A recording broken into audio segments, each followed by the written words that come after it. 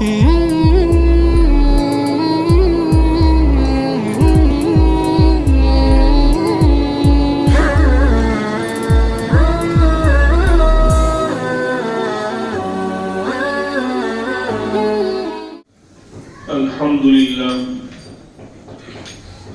لله كفى وسلام على عباده الذين اصطفى أما بعد فأعوذ بالله من الشيطان الرجيم بسم الله الرحمن الرحيم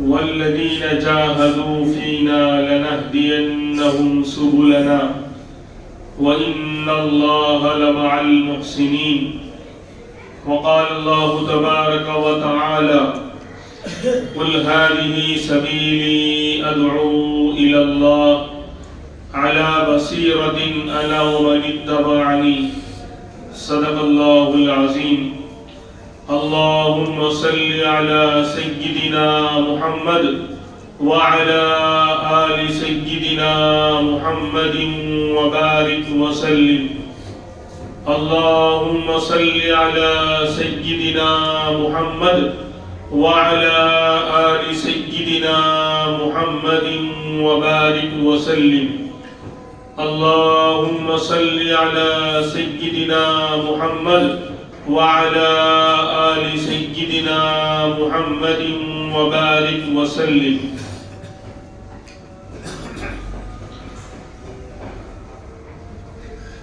اللہ تبارک و تعالیٰ نے انسانوں کو دنیا میں بھیجا تو دنیا کے اندر چونکہ دنیا کو اللہ نے دار الاسباب بنایا ہے، یعنی یہاں پر انسان کی ضرورتیں لگی ہوئی ہیں اور ضرورتوں کو اسباب کے ساتھ جوڑا ہے۔ کھانا، انسان کو بھوک لگی ہے تو کھانا لینا پڑے گا، کھانا کھانا پڑے گا، پیاس لگ رہی ہے تو پانی استعمال کرنا پڑے گا، اور سردی گرمی کا مسئلہ ہے تو کپڑے اور بستر استعمال کرنے پڑیں گے۔ تو دنیا کو دار الاسباب بنایا اور دنیا کو حاصل کرنے کا اللہ نے حکم بھی دیا، کوشش کرنے کا حکم بھی دیا، لیکن دنیا کا معاملہ، روزی کا معاملہ اور کھانے پینے کی ضرورتوں کا معاملہ اللہ نے مقدر پر رکھا ہے کہ دنیا میں انسان کو جتنا اللہ نے طے کر دیا اتنا ہی ملے گا، اس سے زیادہ نہیں ملے گا۔ محنت کے اوپر نہیں رکھا کہ جو زیادہ محنت کرے گا اس کو زیادہ ملے گا اور جو کم محنت کرے گا اس کو کم ملے گا، یہ نہیں ہے، بلکہ تم کوشش کرنے کے مکلف ہو، تمہارے اوپر ذمہ داری ہے کوشش کرنا اور کوئی نہ کوئی ذریعہ اختیار کرنا، لیکن روزی ہم دیں گے اور کتنی دیں گے؟ جتنی ہم نے تمہارے لیے طے کر رکھی ہے اتنی دیں گے۔ تم نے جو چاہا ہے اور جتنا تم نے اس کے لیے اسباب اختیار کیا ہے، جتنا تم اس کے لیے ٹائم دے رہے ہو، کوشش کر رہے ہو، اتنا نہیں ملے گا جتنا ہم چاہیں گے اور جس کو چاہیں گے اس کو دیں گے۔ یہ تو دنیا اور روزی کا معاملہ ہوا، لیکن دین کا معاملہ عام طور پر مقدر پر نہیں بلکہ مشقت پر ہے۔ قرآن کریم کی آیت میں نے آپ کے سامنے تلاوت کی، وَالَّذِينَ جَاهَدُوا فِينَا لَنَهْدِيَنَّهُمْ سُبُلَنَا، جو لوگ ہمارے راستے میں جد و جہد کرتے ہیں، یعنی دین کے باب میں، نماز کے لیے، روزے کے لیے اور دوسرے دین کے کاموں کے لیے جو لوگ کوششیں کرتے ہیں، مجاہدہ کرتے ہیں، محنتیں کرتے ہیں، تو اللہ کا وعدہ ہے کہ تمہاری محنت پر ہم تم کو دیں گے۔ لَنَهْدِيَنَّهُمْ سُبُلَنَا، ہم ضرور ضرور تمہارے لیے راستہ کھولیں گے، تم کو ہدایت دیں گے، سیدھا راستہ دکھائیں گے اور سیدھے راستے پر چلائیں گے۔ یہ اللہ کا گارنٹی کے ساتھ وعدہ ہے۔ تو پتہ چلا کہ دین جو ہے وہ مشقت پر ہے، جتنی بندہ قربانیاں دے گا، کوششیں کرے گا، محنتیں کرے گا،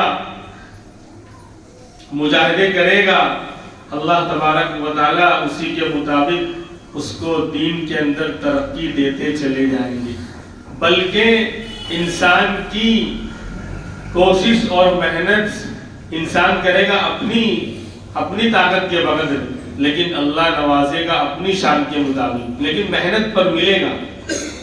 آج الٹا ہو گیا ہے، جو چیز مقدر پر تھی اس کے لیے تو انسان خوب محنتیں کر رہا ہے، خوب قربانیاں دے رہا ہے، رات دن ایک کر دے رہا ہے، اور نہ راحت، نہ سردی، نہ گرمی، نہ بارش، کسی چیز کا خیال نہیں کر رہا، بلکہ ہائے پیسہ، ہائے مال، اور میرا کاروبار کیسے بڑھ جائے۔ یہ تو مقدر پر تھا، لیکن اس کے پیچھے ساری محنتیں، ساری کوششیں، سارے مجاہدے اور ساری قربانیاں اس کے پیچھے لگا رہے ہیں۔ اور دینداری جو اللہ کی طرف سے محنت اور مشقت پر اللہ نے رکھی تھی، وہاں کہتا ہے کہ اللہ توفیق دے گا تو کر لیں گے، اس کو مقدر پر ڈال دیا، اللہ کی توفیق کے حوالے کر دیا کہ اللہ توفیق دیں گے تو نماز پڑھ لیں گے، اللہ توفیق دیں گے تو اللہ کے راستے میں مال خرچ کر لیں گے، اللہ توفیق دیں گے تو فلاں دین کا کام کر لیں گے۔ کبھی کاروبار کے بارے میں آپ نے نہیں سنا ہوگا کسی سکھ کی زبان سے کہ بھئی صبح وقت تو ہو گیا، گھر والوں نے اٹھایا ہو کہ بھئی آپ کا ٹائم ہو گیا دکان پر جانے کا، تو بولے نہیں سونے دو، اللہ توفیق دے گا تو کر لیں گے، اللہ توفیق دے گا تو جا کر جاب کر لیں گے، اللہ توفیق دے گا تو دکان کھول لیں گے، اللہ توفیق دے گا تو میں اپنا دھندا کروں گا اور اٹھوں گا، اور اللہ توفیق نہیں دے گا تو نہیں کروں گا۔ ایسا نہیں ہے۔ تو اللہ نے دین کو مجاہدوں پر، مشقتوں پر رکھا ہے، اسی لیے انبیاء علیہ السلام کو اٹھا کر دیکھ لیں، صحابہ کرام کو دیکھ لیں، اللہ والوں کو دیکھ لیں، جن کے جیسا بننے کی ہر مسلمان کی تمنا ہوتی ہے۔ یہ اور بات ہے کہ وہ اس کے لیے کچھ نہیں کر رہا ہے یا بہت کم کر رہا ہے محنت، لیکن کسی بھی مسلمان کو جو واقعی مسلمان ہے، اللہ رسول سے محبت کرتا ہے، آپ اس کو اٹھا کر پوچھیں کہ بھئی تو نیک بننا چاہتا ہے، تو اللہ والوں جیسا بننا چاہتا ہے، تو فلاں صحابی جیسا بننا چاہتا ہے، تیرے اندر وہ صفات، وہ خوبیاں، وہ کمالات جو انبیاء کے اندر ہوتی تھی، وہ خوبیاں تو اپنے اندر پیدا کرنا چاہتا ہے۔ شاید ہی کوئی مسلمان ایسا ملے گا جو کہے کہ نہیں میں ایسا نہیں بننا چاہتا، میں نیک بننا نہیں چاہتا، میں جنید بغدادی کی طرح اللہ والا بننا نہیں چاہتا، میں معین الدین چشتی اجمیری رحمت اللہ علیہ کی طرح اپنے آپ کو بنانا نہیں چاہتا۔ کوئی بھی مسلمان جس کو واقعی کلمہ اس نے پڑھا ہے اور اللہ رسول سے محبت ہے اور تھوڑا بہت وہ دین کو جانتا ہے، ہر مسلمان یہی کہے گا کہ نہیں میں نیک بننا چاہتا ہوں، میں دیندار بننا چاہتا ہوں، لیکن ہو کیوں نہیں رہا ہے؟ کیونکہ میں کہہ رہا ہوں کہ انبیاء کو دیکھ لیں اٹھا کے، صحابہ کرام کو دیکھ لیں، سوالات انبیاء کم و بیش تشریف لائے دنیا کے اندر، اور اتنے ہی صحابہ کرام جنہوں نے وہ خوش نصیب ہستیاں جنہوں نے اپنی آنکھوں سے امام الانبیاء محمد الرسول اللہ صلی اللہ علیہ وسلم کو ایمان کی حالت میں دیکھا یا آپ کی صحبت تھوڑی دیر کے لیے پائی، وہ صحابی بن گئے، ان کا مقام بہت اونچا ہو گیا۔ تو جتنے بھی صحابہ تھے اور انبیاء تھے، اور صحابہ کے بعد تابعین تھے، تبع تابعین تھے، اللہ والے تھے، محدثین تھے، مفسرین تھے، جو بھی دین کے باب میں اللہ نے ان کو چمکایا تھا، اللہ نے ان سے کام لیا۔ آپ ان کی زندگیاں اٹھا کر دیکھ لیں، ان کے اندر عام طور پر یہ 4 باتیں پائی جاتی ہیں۔ ایک سب سے پہلی بات جو آج عام مسلمانوں کے اندر سے ختم ہو گئی یا بالکل نہ کے درجے میں 2-5% بھی مشکل سے رہ گئے ہیں، کیا؟ دین کے لیے فکر مند ہونا، دین کے باب میں فکر مند ہونا۔ یہ تو آوازیں آپ گھروں میں سنیں گے، رات کو بھی سنیں گے اور صبح بھی سنیں گے کہ بھئی جلدی اٹھ جاؤ دکان پہ جانا ہے، بیٹا جلدی اٹھ جاؤ اسکول جانا ہے، جلدی سو جاؤ صبح اسکول جانا ہے، جلدی سو جاؤ تمہیں صبح کام پہ جانا ہے۔ جلدی اٹھ جاؤ، اور جو ٹرین کا ٹائم ہو رہا ہے، جلدی اٹھ جاؤ، بس کا ٹائم ہو رہا ہے. یہ آوازیں رات کو بھی آپ سنیں گے، ہزاروں گھروں سے سنائی دے گی، اور صبح کے وقت بھی سنائی دے گی. لیکن ان آوازوں میں شاید ہی آواز کبھی ہمیں سنائی دے کہ بیٹا اٹھ جا، فجر کی نماز قضا ہو رہی ہے، بیٹا جلدی سو جا، صبح نماز کا مسئلہ ہو جائے گا، فلاں دین کا تقاضا ہے. یعنی دین کے لیے، اللہ کی کا قرب حاصل کرنے کے لیے نماز اور دوسرے احکام کو اپنی زندگیوں میں لانے کے لیے شاید وہ فکریں، وہ کڑھن، وہ تڑپ، وہ قربانیاں، وہ مجاہدے جو ہم اپنے معاشرے میں دیکھتے ہیں، جو دنیا کے لیے ہو رہی، صبح ہوتی ہے، شام ہوتی ہے، زندگی دو روٹی دو بوٹی کے چکر میں تمام ہوتی ہے. یہی سو رہے تو بھی یہی فکر ہے، اٹھ رہے تو بھی یہ فکر ہے، اور دنیا کے دن میں چل رہے ہیں، بیٹھ رہے ہیں تو یہی فکر ہے کہ کیسے کاروبار کا مسئلہ حل ہو جائے، کیسے دنیا کا مسئلہ حل ہو جائے. تو سارے انبیاء، سارے صحابہ، سارے اولیاء کرام، بزرگان دین، جو بھی ہمارے دین کے اعتبار سے بڑے تھے، جن سے اللہ نے دنیا میں کام لیا، جو چمکے ہیں، ان کے اندر سب سے بڑی بات یہی تھی کہ وہ دین کے باب میں بڑے متفکر رہا کرتے تھے، بڑے فکر مند رہا کرتے تھے، کہ ان کے پیش نظر اللہ کا حکم اور امام الانبیاء محمد الرسول اللہ صلی اللہ علیہ وسلم کا طریقہ، کہ میں اس وقت جو کر رہا ہوں یا کرنے جا رہا ہوں، اس وقت میرا اللہ مجھ سے کیا چاہتا ہے، اور اس مسئلے میں میرے نبی کا طریقہ کیا ہے. یہ فکر مند رہا کرتے تھے. ہاں، یہ دین کی فکر، دین کی طلب، دین کی کڑھن، یہ بہت بڑی چیز ہے. یہ انسان کے لیے راستے کھولتی ہے. جب فکر ہی نہیں ہے تو بندہ قربانی کیوں دے گا، مجاہدے کیوں کرے گا؟ دیکھو، دنیا کی فکر ہے، کاروبار کی فکر ہے، اپنے جاب اور اپنی دکان کی فکر ہے. تو اگر کسی کا کاروبار کا ٹائم، جیسے سبزی والے ہمارے یہاں، ان کا صبح فجر سے پہلے ہی ان کا جو ہے کاروبار کا مسئلہ ہے، تو سردی ہو، گرمی ہو، بارش ہو، موسم خراب ہو، کوئی بھی مسئلہ ہو، کوئی چیز ان کی اس کاروبار کے آڑے نہیں آ سکتی. سردی ہوگی تو بھی وہ سردی کے موسم میں فجر سے پہلے، یعنی جب اللہ والے اللہ کے سامنے اپنی پیشانی کو جھکا کر راز و نیاز کی باتیں کر رہے ہوتے ہیں، اس وقت وہ بازار کی طرف سبزی کی دکان کے لیے جا رہے ہوتے ہیں. اخبار والے، یعنی جن کا کاروبار صبح فجر سے پہلے کا ہے، تو کاروبار کے لیے اور اپنے دھندے کے لیے اٹھنے میں سردی ہو، گرمی ہو، بارش ہو، کوئی چیز ان کو رکاوٹ نہیں بن سکتی. سب کچھ برداشت کرتے ہوئے، سب کچھ جھیلتے ہوئے وہ اپنے کاروبار کے لیے روانہ ہو جاتے ہیں. تو پتہ چلا کہ فکر ہوگی تو بندہ قربانی دے گا. تو سارے انبیاء میں، سارے اولیاء کرام میں، بزرگان دین میں، اور جن سے بھی اللہ نے دین کا کام لیا ہے، ان کو چمکایا ہے، سب سے پہلی اور بنیادی بات ان کے اندر یہ ہوتی تھی کہ وہ دین کے لیے بڑے متفکر رہا کرتے تھے. کان رسول اللہ صلی اللہ علیہ وسلم دائم الفکر، کیا ہمیشہ متفکر رہا کرتے تھے. اور یہ بہت بڑا، فکر ہوگی، طلب ہوگی تو اللہ دین کے لیے راستے کھولے گا. طلب ہوگی، فکر ہوگی تو حبشہ سے بلا کر بلال حبشی رضی اللہ عنہ کو ایمان اللہ دے دیں گے. ہاں، دنیا کے اعتبار سے کوئی حیثیت نہیں، کوئی مقام نہیں، کوئی ویلو نہیں، نہ مال ہے، نہ خوبصورتی ہے. یعنی دنیا کی جو کمالات ہیں، وہ ایک بھی چیز بظاہر حضرت بلال حبشی رضی اللہ عنہ میں نہیں پائی جاتی تھی. لیکن طلب اور فکر آئی تو حبشہ سے مکہ میں اللہ نے ایمان کی دولت سے نوازا.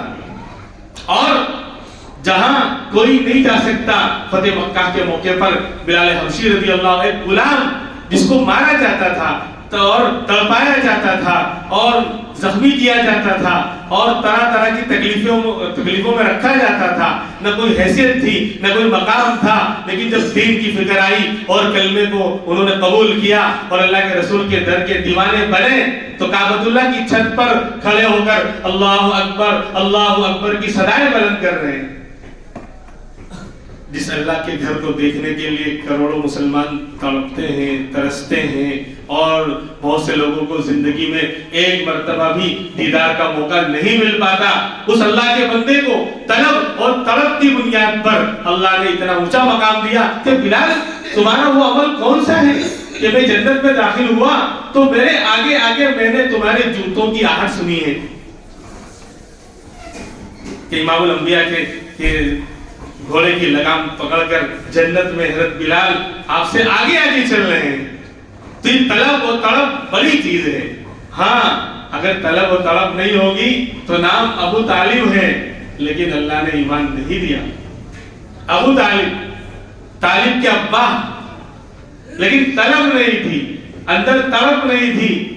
حالانکہ ابو طالب کوئی بظاہر برے آدمی نہیں تھے، بڑا ساتھ دیا ہے ہمارے نبی کا، کفر کی حالت میں ہونے کے باوجود، شرک کے حالت میں ہونے کے باوجود ہمیشہ سینہ سپر ہو کر آپ کے سامنے کھڑے ہو جایا کرتے تھے، اور کسی کی ہمت نہیں تھی کہ ابو طالب کے ہوتے ہوئے کوئی آپ کے بھتیجے ہمارے نبی امام الانبیاء کو ہاتھ لگا سکے۔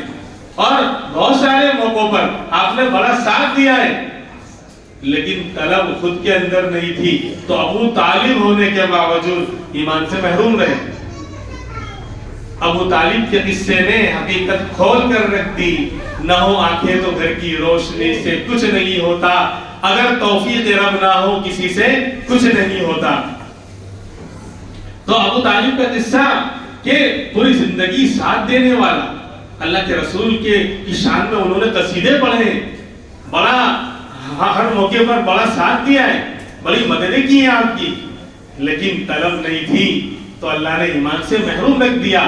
گھر نہ ہو آنکھیں تو گھر کی روشنی سے کچھ نہیں ہوتا، گھر میں ایسی روشنی تھی، رشد و ہدایت کا آفتاب چمک رہا تھا جو پوری دنیا کو منور کرنے والا تھا، لیکن ابو طالب کے پاس وہ آنکھیں نہیں تھی جس سے اس آفتاب اور مہتاب کو دیکھتے اور ایمان قبول کرتے۔ نہیں ہوا تو پتا چلا کہ سب سے بڑی چیز یہ طلب اور فکر ہے، اور اگر انسان میں سچی طلب ہو نا تو بظاہر اگر وہ دنیا کے جھمیلوں کے اندر بھی الجھا ہوا ہو تو بھی اللہ اس کے لیے راستہ کھولتے ہیں۔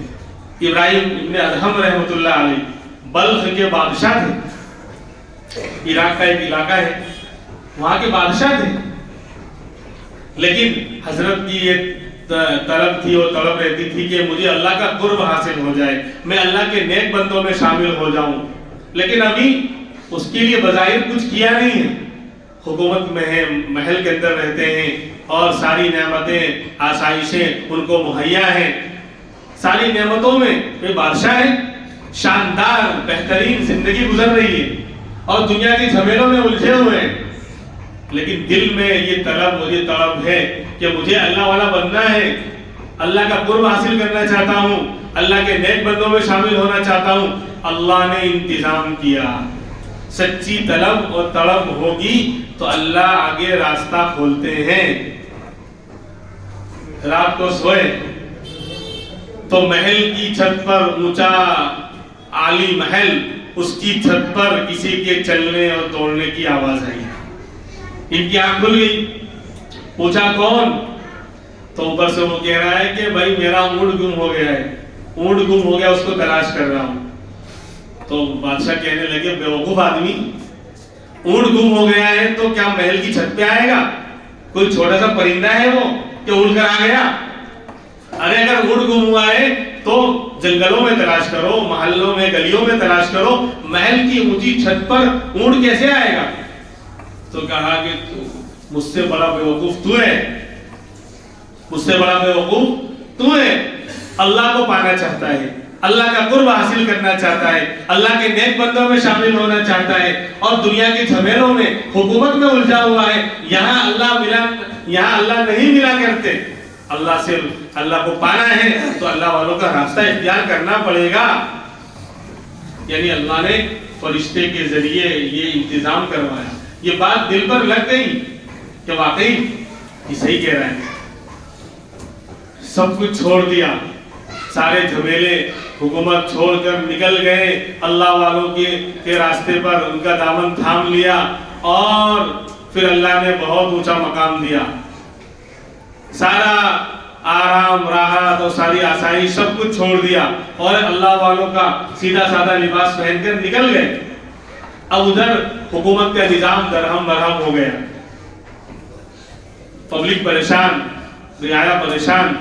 تلاش کرتے کرتے کرتے ایک دریا کے کنارے بادشاہ سلامت سے ملاقات ہو گئی. جو آپ ظاہر میں بادشاہ نظر نہیں آ رہے ہیں, بیٹھے ہوئے تھے دریا کے کنارے. آ کر لوگوں نے کہا کہ حضرت چلیے, حکومت کا نظام درہم برہم ہو چکا ہے, نظام بیکار یعنی برباد ہو چکا ہے, چلیے اس کو سنبھالیے, لوگ پریشان ہیں. کہا کہ اب نہیں آ سکتا. کہا کیوں؟ اللہ نے اب مجھے جو حکومت دی ہے وہ تمہاری حکومت سے بہت اعلیٰ ہے. پھر بھی لوگ اصرار کرنے لگے کہ چلیے, تو ہاتھ میں سوئی لے کر بیٹھے تھے, اس کو دریا میں ڈال دی. کہا میری سوئی لا کر دے دو, میں چلنے کو تیار ہوں. اب سمندر میں دریا میں سوئی کہاں ملنے والی. پھر اللہ سے دعا کی, اللہ یہ سمندر بھی تیری مخلوق ہے اور سوئی بھی تیری ہے, مجھے میری سوئی لوٹا دیجیے. ایک مچھلی آئی اور منہ میں لے کر اس نے باہر ڈال کر وہ چلی گئی. تو کہا یہ حکومت اچھی ہے, تمہاری حکومت اچھی. بہرحال فکر ہوگی اور طلب ہوگی تو اللہ جو ہے راستے کھولے گا, اور قربانی وہی قربانی جس کے اندر طلب ہوگی وہی قربانی دے گا. آج ہم دین کے لیے قربانی دینے کو تیار نہیں. یعنی 10 روپے اگر مسجد میں دینا پڑ جائے ہفتے میں جمعہ کے, تو بھی 112 طرح کے ٹینشن ذہن میں آتے ہیں کہ 10 روپے دے دوں گا تو پھر وہ شاورما کیسے کھاؤں گا, بیگم کو کیسے کھلاؤں گا, اور کھیڑا میں چائے پینے کیسے جاؤں گا, اور سیٹرڈے کی نائٹ میں 5000 روپے دوستوں پر خرچ کیسے کروں گا. کیوں؟ 10 روپے اگر مسجد میں دے دیے تو ہے. کیوں؟ دین کی فکر نہیں, اور جس چیز کی فکر نہیں ہوتی, جس چیز کی طلب نہیں ہوتی, وہ کتنی بھی اعلیٰ ہو وہ انسان کے نزدیک پتھر اور مٹی سے بھی بدتر ہوگی. بھائی جس چیز کی مجھے فکر ہی نہیں ہے, جس کی ویلو میرے نزدیک نہیں ہے, تو اس کے اوپر میں خرچ کیوں کروں گا. اسی لیے اللہ معاف فرمائے کہ مدرسوں میں اگر تھوڑی فیس بڑھا دی گئی, کس کے لیے؟ قرآن کے نام پر, کہ بچے قرآن پڑھیں گے. 100 کی جگہ 150 ہو گئی, 150 کی جگہ 200 فیس بڑھا دی, 200 روپیہ فیس ہو گئی, 300 روپیہ فیس ہو گئی. تو روزانہ کا پان گٹکے کے اندر اور تمباکو کے اندر اور جو ہے چائے اور کافی کے اندر تو روز کے 230 روپے خرچ کر رہا ہے, ایک دن کا خرچ کر رہا ہے. اور یہاں مہینے کے لیے کیوں؟ اس لیے دین کی فکر نہیں ہے. استاد نے کہا کہ بھائی ہمارے یہاں ڈسپلن کا مسئلہ ہے, سفید کپڑے میں آنا ہوگا. یہ یعنی اسکول میں غیروں کے سارے طریقے, لباس بھی انہی کے طریقے پر پہنایا جا رہا ہے. کہ ہمارا یونیفارم ہے تو اس کو فالو کرتے ہیں, اس پر اس کو فخر سے کہ ہم نے فلاں اسکول میں ایڈمیشن کروایا ہے اور وہاں کا یونیفارم ہے جو 1000 روپے کا ملتا ہے.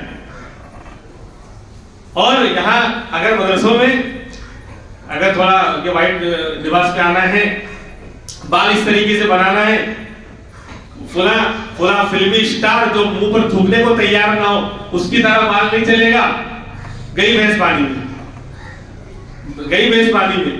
بہت سے جگہوں سے باتیں آتی ہیں کہ قرآن کے استاد نے ایسا کر دیا کہ ہمارا بیٹا جو ہے وہ سفید کپڑا پہن کر نہیں گیا تو نکال دیا, ہم کو پڑھانا ہی نہیں ہے. کیوں؟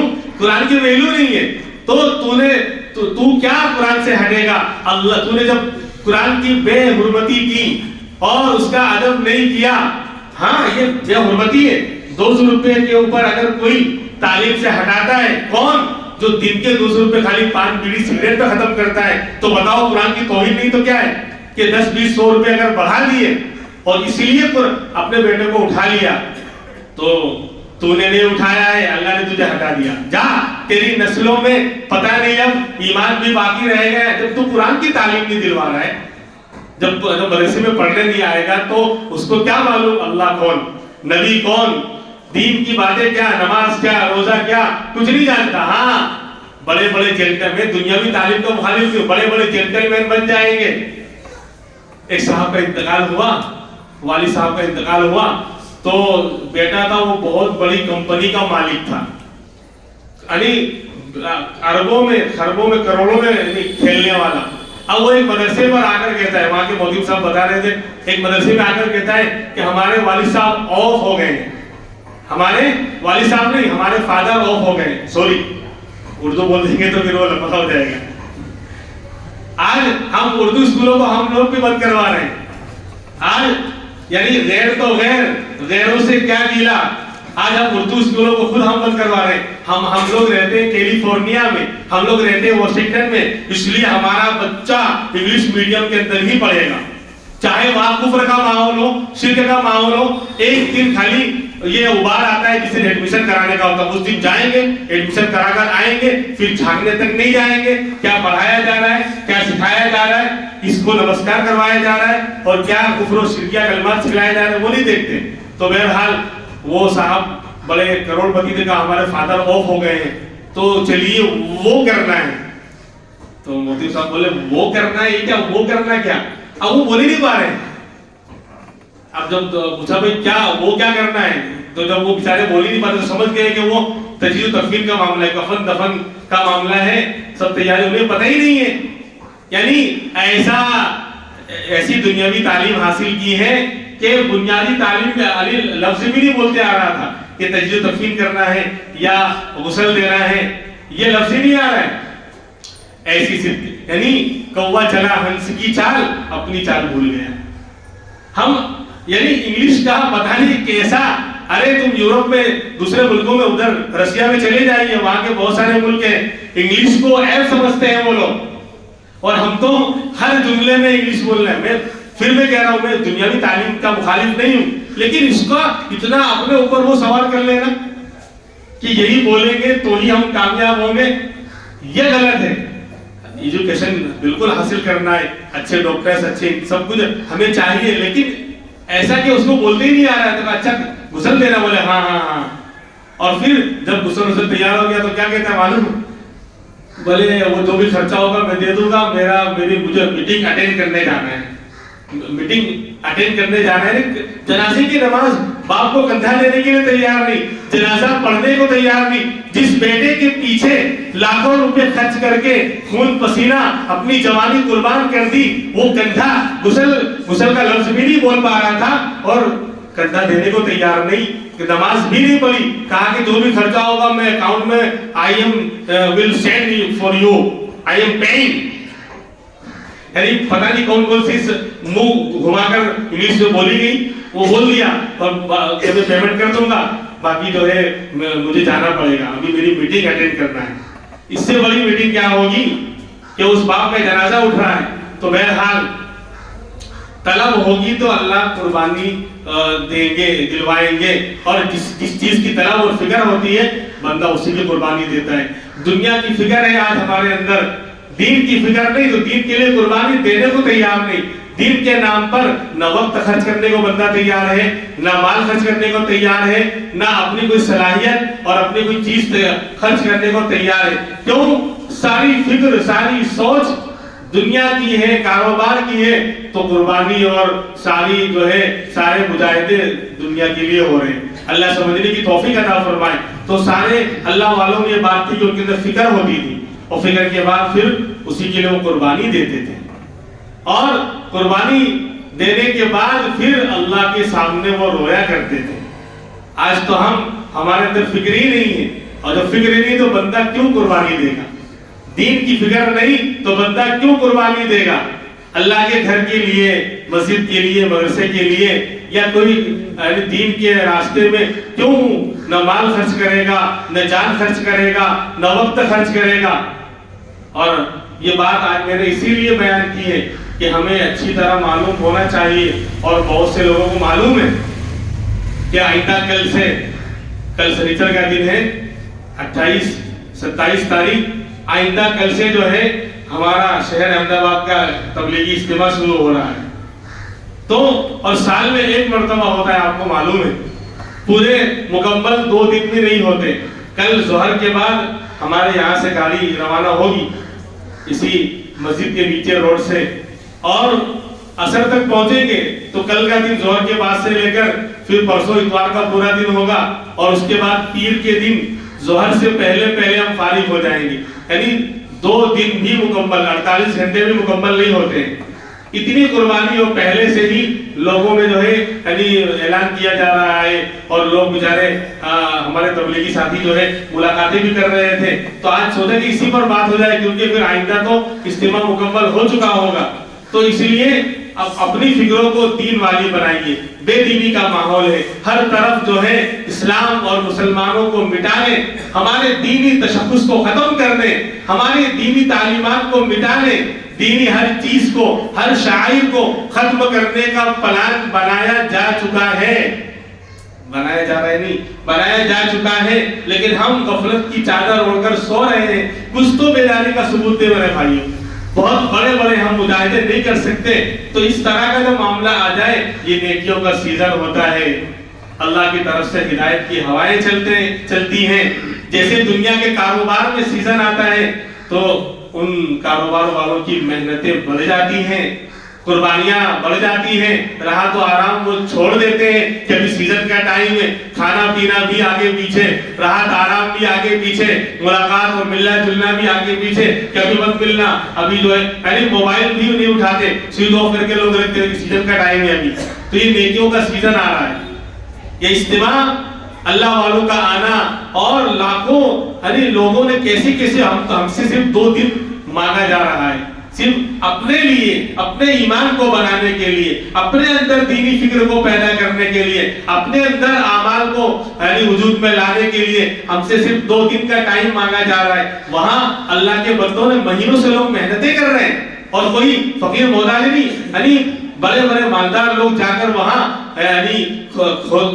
وہاں پر جو سارے کام ہوتے ہیں، وہاں پر پورا وہ خیمہ لگانا ہے اور کھدائی کرنا ہے، پانی کا نل وغیرہ فٹ کرنا ہے، لوگ مزدوری اور محنت کر رہے ہیں، لاکھوں روپے کروڑوں روپے خرچ کر کے وہ اجتماع وجود میں آ رہا ہے. لوگوں کی قربانیاں ہیں، ہم سے صرف 2 دن کا مطالبہ کیا جا رہا ہے. اس لیے بھائیوں، یہ لمحے بار بار آیا نہیں کرتے. دین والے دین پر کچھ لگانے سے کترایا نہیں کرتے.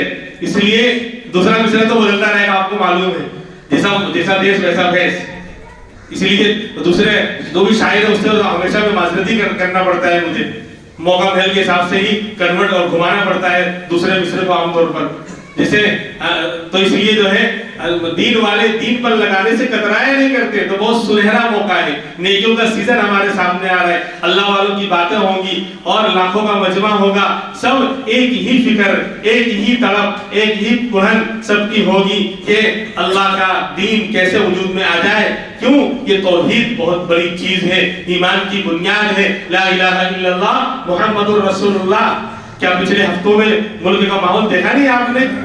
توحید پر جو آ گیا وہ کروڑوں پر چھا گیا. نہیں ہوا؟ توحید کے لیے جو میدان میں آ گیا وہ اربوں خربوں پر چھا گیا، اور بہت سی دل کی دنیا کو بدلا گیا. بہت سے لوگوں نے اسلام قبول کیا ہے. کیا سمجھتے ہیں آپ؟ اللہ کی توحید یہ بنیاد ہے اس دنیا کے وجود کی. لا تقوم الساعة حتى يقال في الارض اللہ اللہ. مسلم شریف کی حدیث ہے، اللہ اللہ کی صدائیں جب تک اس کائنات کی ہواؤں میں، فضاؤں میں یہ آوازیں بکھرتی رہیں گی اور بلند ہوتی رہیں گی، کائنات کا سارا نظام باقی رہے گا. یہ چاند، یہ سورج، یہ ستارے، یہ دریا، یہ پہاڑ، یہ آسمان، یہ زمین، سب کام کرتے رہیں گے اگر اللہ اللہ کہنے والا، ایمان والا دنیا میں باقی ہے. اس لیے میرے بھائیوں، اپنے اوپر رحم کھاتے ہوئے، کیا اللہ سے ہمیں اتنا بھی پیار نہیں؟ کیا امام الانبیاء کی قربانیاں ہمارے سامنے نہیں؟ کیا دین مدین کے لیے ہمارے صحابہ نے، اللہ والوں نے قربانیاں دی ہیں؟ تو کیا ہم سال میں اتنا بھی نہیں کر سکتے؟ کیا ہمارا مال، ہماری جان، ہماری صلاحیتیں صرف دنیا کے لیے لگے گی؟ کیا ہم اس لائق نہیں ہیں کہ ہم اپنے جان، مال اور وقت کو دین مدین کے لیے لگانے والے بنے، لا الہ الا اللہ کے لیے لگانے والے بنے؟ اس لیے فکر کریے، کوئی ہم جائیں گے ہمارا اپنا فائدہ ہوگا، اس لیے اپنے اوپر رحم کھاتے ہوئے 100 روپیہ ٹکٹ رکھا گیا ہے اور گاڑی آپ کو لے جائے گی، مطلب اجتماع مکمل ہوگا تو واپس یہاں لا کر چھوڑے گی بھی آسانی کے ساتھ۔ جو ہے 2 دن کا اجتماع ہے، تیسرے دن واپس آنا ہے۔ اللہ رب العزت میں ہر ساتھی سے یعنی درخواست کروں گا کہ جن لوگوں نے ابھی ٹکٹ نہیں لی ہے وہ حافظ شوکت صاحب یہاں نماز کے بعد بھی اور دوسری نمازوں میں بھی انشاءاللہ حاضر رہیں گے، تو ان سے آپ ٹکٹ حاصل کر لیں تاکہ پھر بعد میں پھر یہ نہ کہنا ہمیں خبر نہ ہوئی، پھر ٹکٹ مکمل ہو گیا پھر جانے میں پریشانی ہو جائے گی۔ اس لیے آسانی کے ساتھ کیا کہتے ہیں اجتماع میں شرکت کریں۔